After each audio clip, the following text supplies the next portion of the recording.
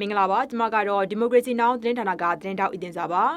အခုတင်ဆက်မှာသတင်းကတော့ကလေးတမူလမ်းပေါ်ကအကြမ်းဖက်တွေထိန်းချုပ်ထားတဲ့ကနန်ရွာကိုတမတော်ကပြန်လည်သိမ်းပိုက်ထိန်းချုပ်တဲ့သတင်းဖြစ်ပါတယ်ကလေးတမူလမ်းကြောင်းပေါ်ရှိအကြမ်းဖက်တွေရဲ့ယာယီစခန်းနဲ့၎င်းတို့ယာယီစုမိုးထားတဲ့ကနန်ကြီးရွာကိုတမတော်စစ်ကြောင်းတွေက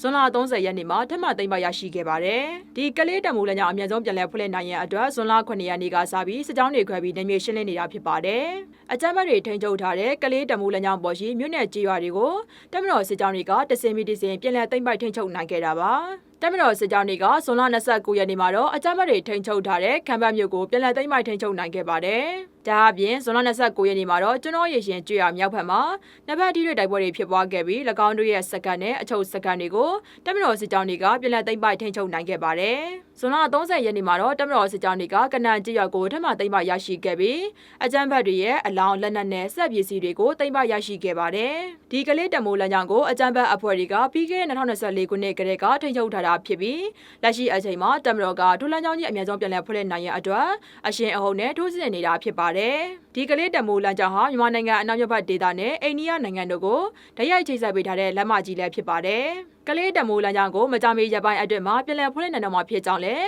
အစိုးရကထုတ်ပြန်ထားပါတယ်။လက်ရှိမှာတော့ဒေသခံပြည်သူတွေပြန်လည်ဝင်ရောက်နိုင်ရန်အတွက်တမတော်စစ်ကြောင်းတွေကမိုင်းရှင်းလင်းတာပျက်စီးသွားတဲ့လန်တာတွေကိုပြန်လည်ပြင်ဆင်ပေးရနဲ့စတဲ့ကြောင်းတွေအများဆုံးပြန်လည်ဖွင့်လှစ်နိုင်ရန်ပြင်ဆင်ရေးလုပ်ငန်းတွေကိုဆောင်ရွက်ပေးနေပါတယ်။ကျွန်တော်တို့ဒီမိုကရေစီနောက်သတင်းဌာနအနေနဲ့နောက်ဆုံးရသတင်းတွေကိုအချိန်နဲ့တပေးညီတင်ဆက်ပေးသွားမှာပါ။ဒီမိုကရေစီနောက်သတင်းဌာနရဲ့သတင်းတွေကို TikTok, Telegram, YouTube နဲ့ Facebook တို့မှာကြည့်ရှုအားပေးနိုင်ပါတယ်။အားလုံးပဲစိတ်ချမ်းသာခြင်းကိုယ်ရေးကျန်းမာခြင်းနဲ့ပြည့်စုံကြပါစေရှင်။